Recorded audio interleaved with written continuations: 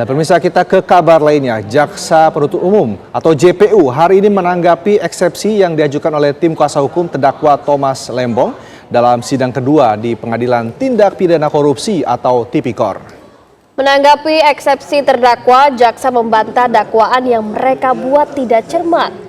Menurut JPU tidak ada masalah pada surat dakwaan sehingga jaksa memohon majelis hakim melanjutkan proses persidangan selanjutnya. Kuasa hukum Tom Lembong sebelumnya langsung mengajukan eksepsi atau nota keberatan usai JPU membacakan dakwaan dalam sidang perdana pekan lalu. Tom Lembong didakwa terlibat korupsi impor gula saat menjabat sebagai Menteri Perdagangan di pemerintahan Joko Widodo lalu. 1. Menolak keseluruhan dalil keberatan atau eksepsi yang diajukan penasihat hukum atau terdakwa Thomas Trikasih Lembong. 2. Menyatakan surat dakwaan penuntut umum nomor register perkara PDS 06/2025 tanggal 25 Februari 2025 atas nama terdakwa Thomas Trikasih Lembong adalah cermat, jelas, dan lengkap serta telah memenuhi persyaratan formil dan material sesuai dengan ketentuan pasal 143 ayat 2 huruf A dan B KUHP.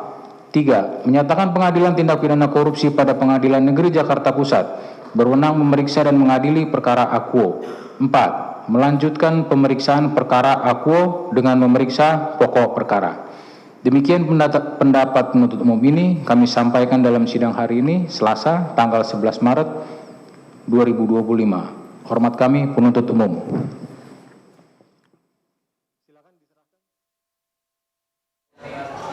Pemirsa, kita ke Pengadilan Tindak Pidana Korupsi Jakarta, sudah ada rekan Josephine Kezia di sana.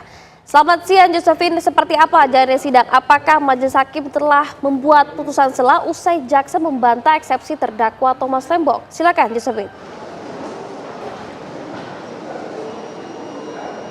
Ya, selamat siang Fatimah, Rendra, dan juga pemirsa. Hari ini terdakwa dari kasus korupsi importasi gula Thomas Trikasih Lembong atau Tom Lembong menjalani agenda menjalani sidang lanjutan dengan agenda mendengarkan tanggapan dari jaksa penuntut umum atas nota keberatan atau eksepsi yang sudah diajukan pada 6 Maret 2025 lalu.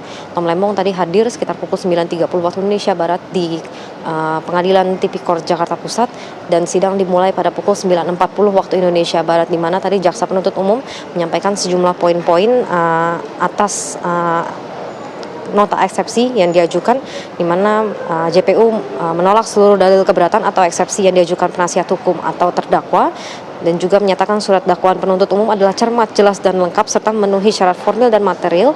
Kemudian menyatakan bahwa Pengadilan Tindak Pidana Korupsi pada Pengadilan Negeri Jakarta Pusat berwenang memeriksa dan mengadili perkara akuo.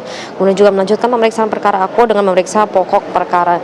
Dan tadi usai JPU menyampaikan tanggapannya, tadi majelis hakim juga mempersilahkan untuk terdakwa Thomas Trikasih Lembong atau Tom Lembong untuk menyatakan atau memberikan tanggapannya kembali, di mana Tom Lembong ini menilai bahwa ada ketidakkonsistenan dalam dakwaan, di mana masa penyidikan ini mencakup 2015 hingga 2023, namun Tom Lembong sendiri ini menjabat hingga 2016, di mana hanya ada satu pihak yang didakwa untuk periode 2015 hingga 2016. Dan memang jika ada dugaan pelanggaran dalam importasi gula, ini Tom Lembong menyatakan bahwa seharusnya semua Menteri Perdagangan yang menjabat dari 2016 hingga 2023 ini turut diperiksa, karena ini menimbulkan pertanyaan mengenai prinsip equality before the law yang seharusnya ini memang ditegakkan. Dan majelis akan bermusyawarah dan memberikan sikap, dan sidang ini ditunda hingga Kamis 13 Maret 2025 yang mana berarti ini nanti pada hari Kamis tanggal 13 majelis hakim akan menentukan sikap atau akan bermusyawarah untuk kedepannya akan seperti apa. Dan sebagai informasi, Tom Lembong ini ditahan usai ditetapkan sebagai tersangka dalam kasus importasi gula.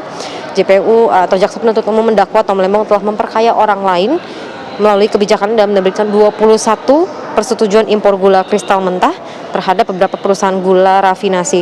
Dalam dakwaan, jaksa juga menyebut bahwa atas kebijakan tersebut Tom Lembong telah merugikan keuangan negara sebesar 578 miliar rupiah. Demikian Fatimah dan juga Rendra, kembali ke studio.